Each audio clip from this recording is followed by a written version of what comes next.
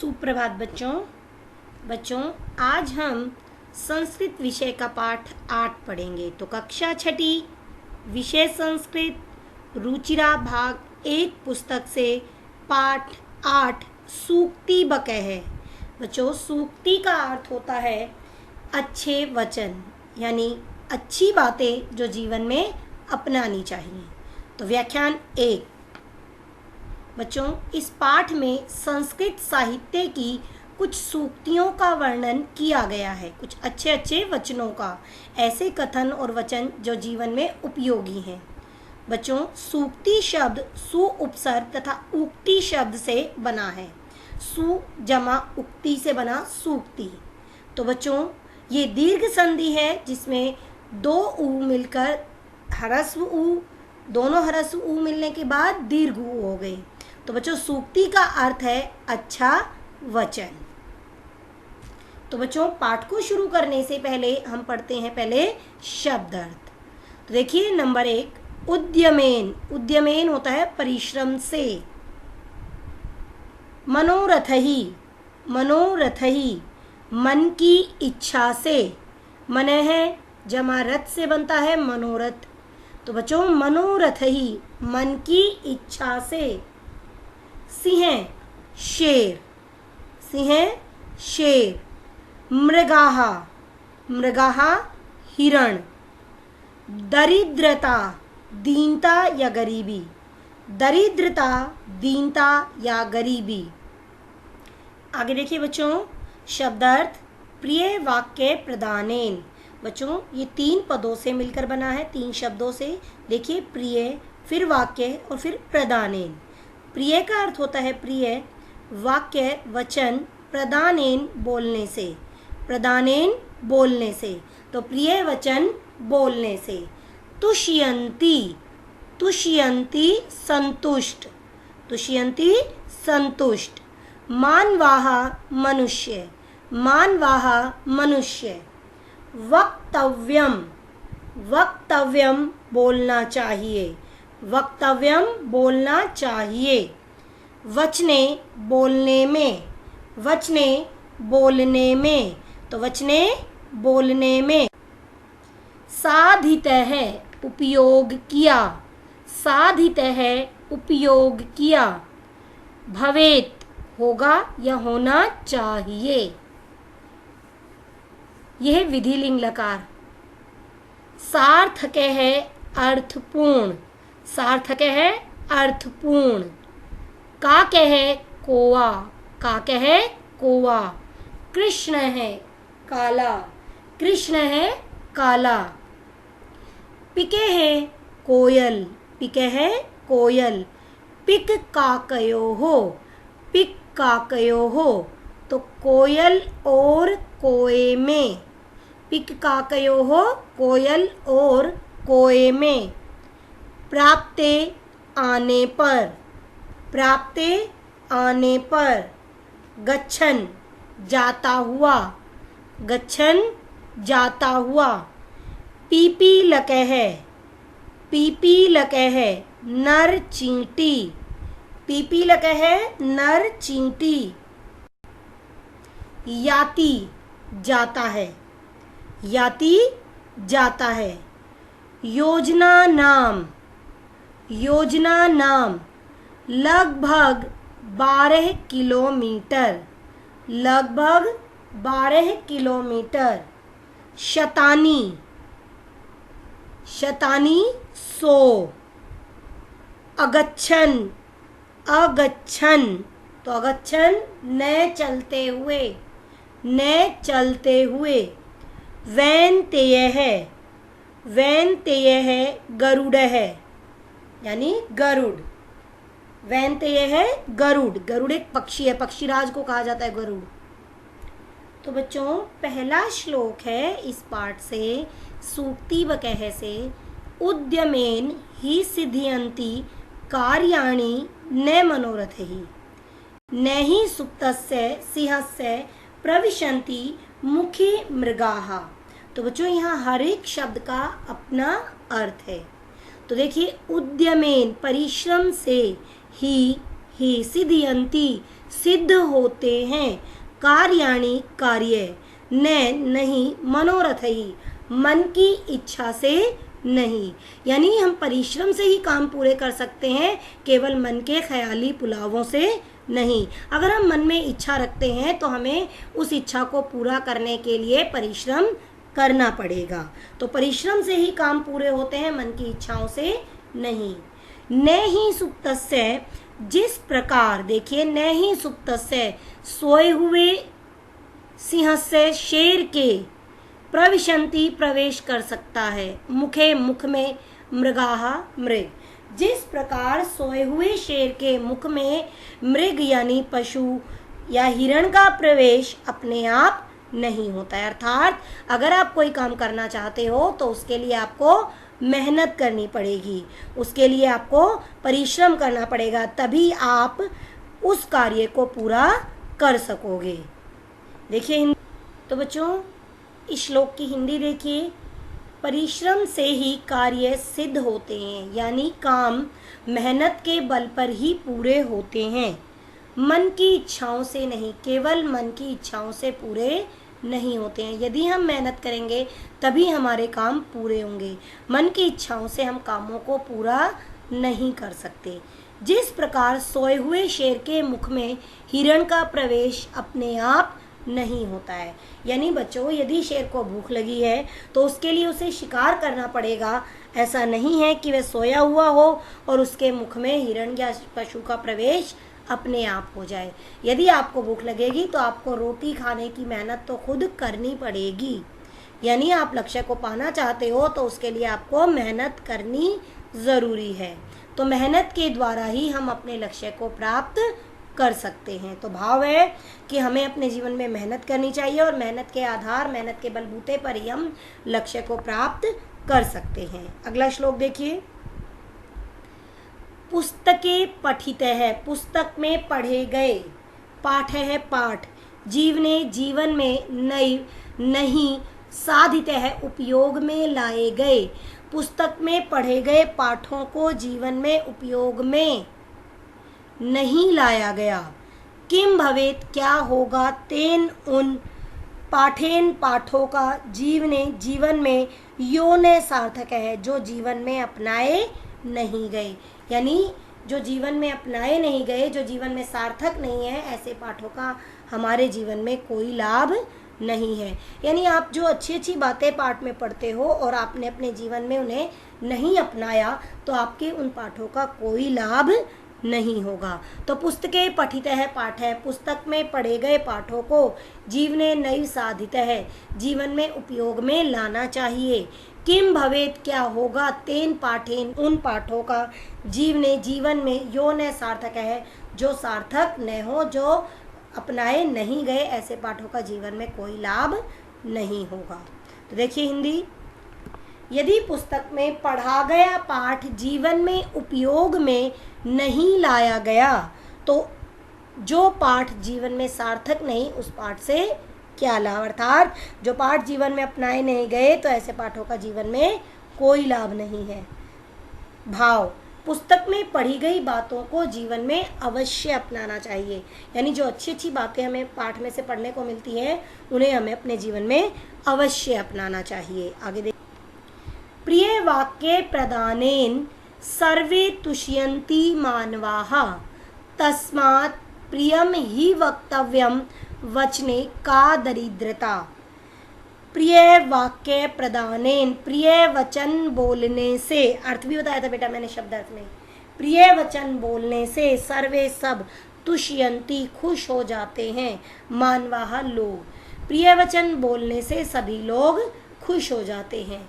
तस्मात् प्रियम ही वक्तव्यम, इसलिए प्रिय वचन ही बोलने चाहिए। वचने का दरिद्रता, और प्रिय वचन बोलने में दरिद्रता या गरीबी कैसी। तो हमें हमेशा प्रिय वचन ही बोलने चाहिए, क्योंकि प्रिय वचन बोलने से सब लोग खुश हो जाते हैं। इसलिए प्रिय वचन ही बोलने चाहिए। प्रिय वचन बोलने में गरीबी कैसी। देखिए, प्रिय वचन बोलने से हमेशा सब लोग खुश हो जाते हैं, इसलिए हमें हमेशा प्रिय वचन ही बोलने चाहिए। मधुर वचन बोलने में कंजूसी नहीं करनी चाहिए। तो इसका भाव है मधुर वचन सबको खुश रखने का एकमात्र साधन है, अर्थात हमें हमेशा मधुर वचनों का, मीठे वचनों का प्रयोग करना चाहिए ताकि हम जीवन में सबको खुश रख सकें। तो बच्चों श्लोक देखिए, गच्छन पीपीलको चलती हुई चींटी याति योजना नाम शतान्यपि। चलती हुई चींटी शतान्यपि सैकड़ों कदम की दूरी तय कर लेती है। चलती हुई चींटी सैकड़ों कदम की दूरी तय कर लेती है।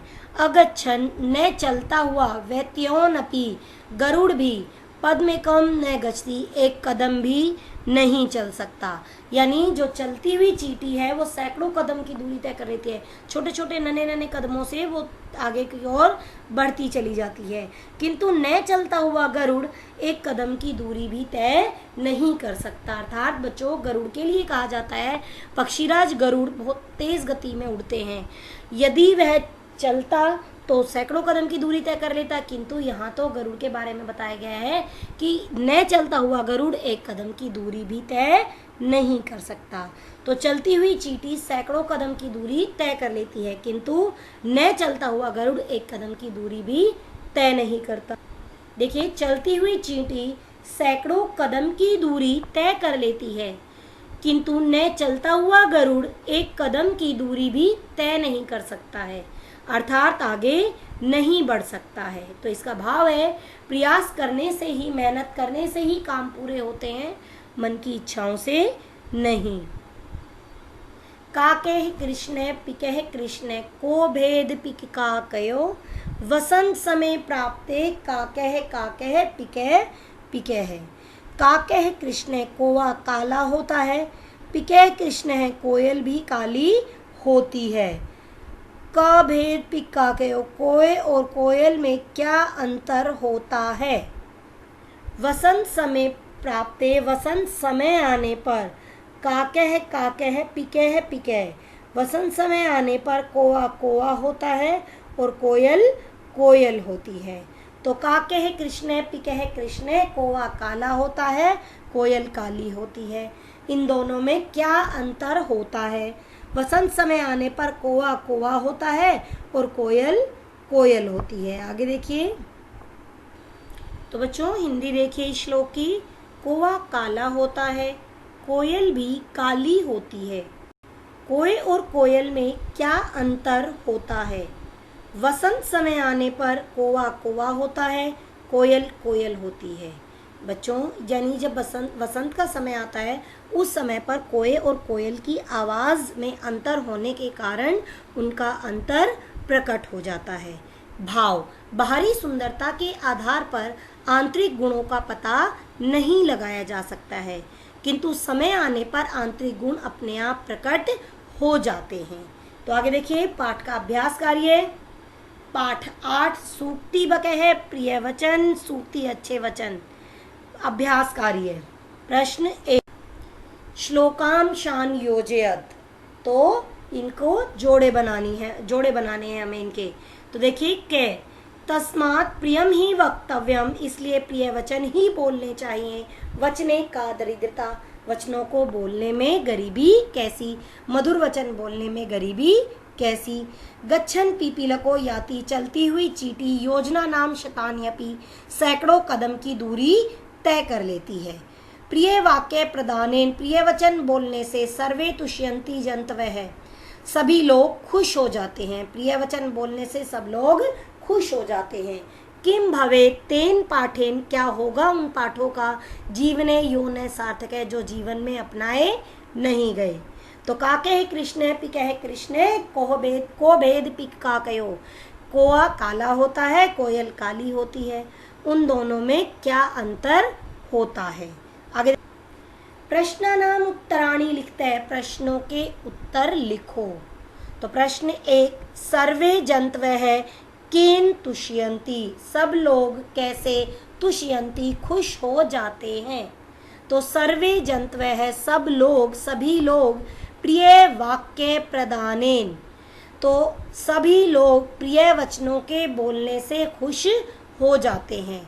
तो सर्वे जन्तवः प्रिय वाक्य प्रिय वाक्येन प्रदानेन तुष्यन्ति, सभी लोग प्रिय वचनों के बोलने से खुश हो जाते हैं।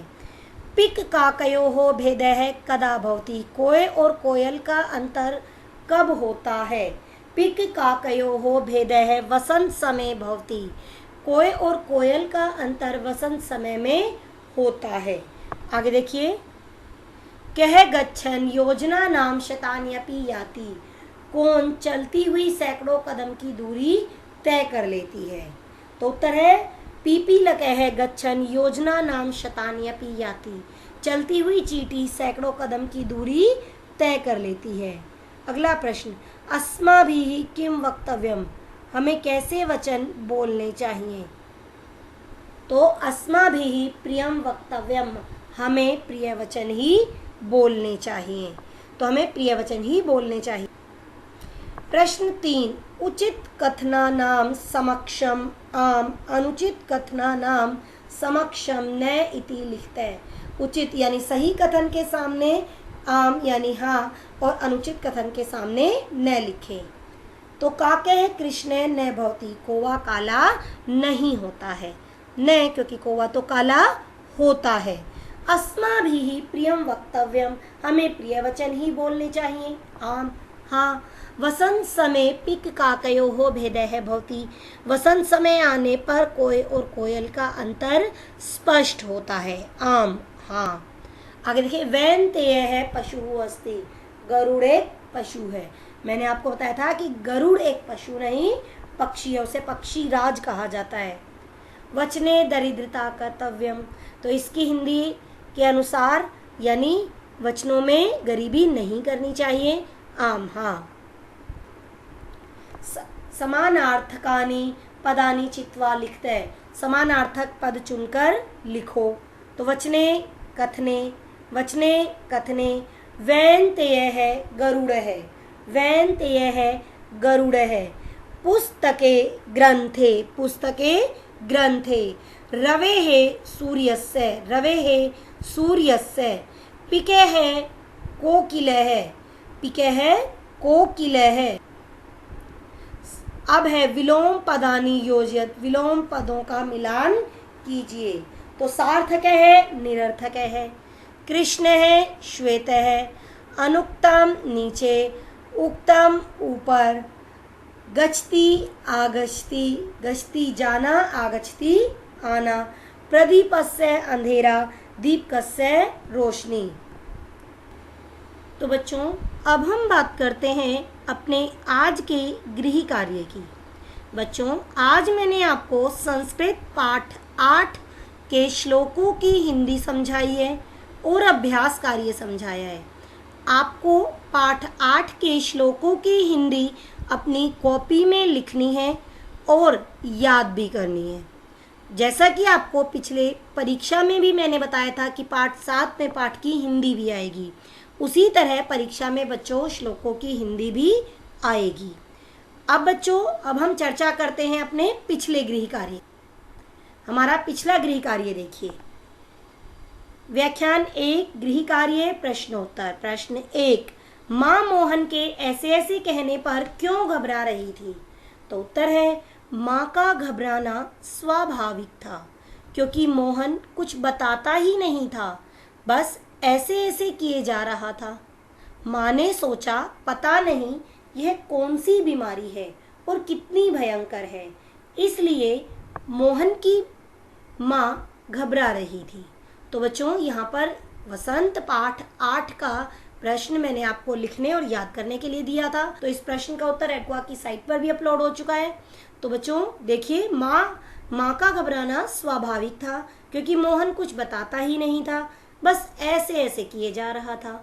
माँ ने सोचा पता नहीं यह कौन सी बीमारी है और कितनी भयंकर है, इसलिए मोहन की माँ घबरा रही थी। आगे देखिए। तो बच्चों, प्रश्न 2 था, ऐसे कौन से बहाने होते हैं जिन्हें मास्टर जी एक ही बार सुनकर समझ जाते हैं।